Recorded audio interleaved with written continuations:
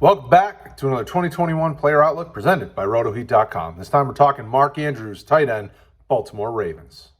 And as always, thank you guys for showing love to the channel. I do hope that you like, subscribe, hit the notification icon, comment, share this with everybody. Let's get up to 3,000 subs and let's do this. All right, so of the 14 guys that looked into Mark Andrews, we think he's going to finish somewhere between tight end 5 and tight end 8 overall. 4 of us are buying him, 7 are holding, 3 are selling. And we do think his ADP is going to be basically the same in another year, which really shouldn't be much of a shocker, but, you know, there you go. You got it. What are you doing with him? So I said 4 are buying, 7 are holding, 3 are selling. What category do you fall into and why? Tell me below.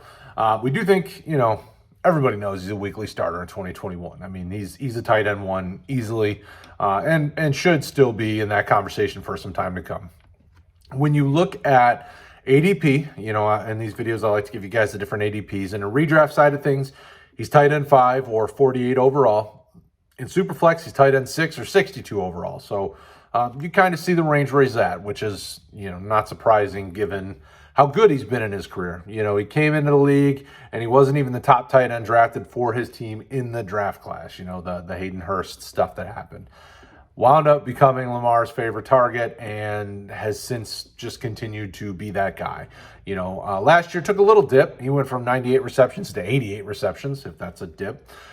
He did drop significantly in yardage, though. He did lose 151 yards of receiving offense last year. So, you know, obviously the yards per reception were down and some of those things. But the offense as a whole was struggling in the passing game. You know, they were trying to change over to new receivers, and they were kind of transitioning that receiver group. And you see the receiving group now is just insanely deep and talented. You know, obviously they have Andrews, Marquise Brown, and, you know, when they added Bateman, they've got Sammy Watkins. They added Tylan Wallace to go with, you know, Devin Duvernay, who was there last year. I mean, they've got this went from a weakness to, you know, probably a strength if we look back in a year.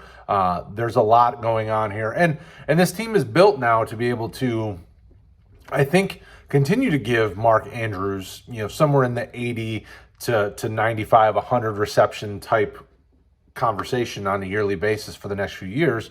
And it really shouldn't come as much as a shock or surprise. You know, you're watching this wanting to make sure probably that you're right, that he is a tight end 1 for sure. But we have had an influx of really talented young tight ends in the last few years come into the league. This class was no different, has some strong candidates. But Mark Andrews is still one of the top 10 and probably more like the top, you know, 5 to 7 or 8, as we would say. So let us know in the comments below what you think. We do appreciate you guys as always checking these out. Check out the other 2021 outlooks in the playlist below, and we'll talk to you again soon.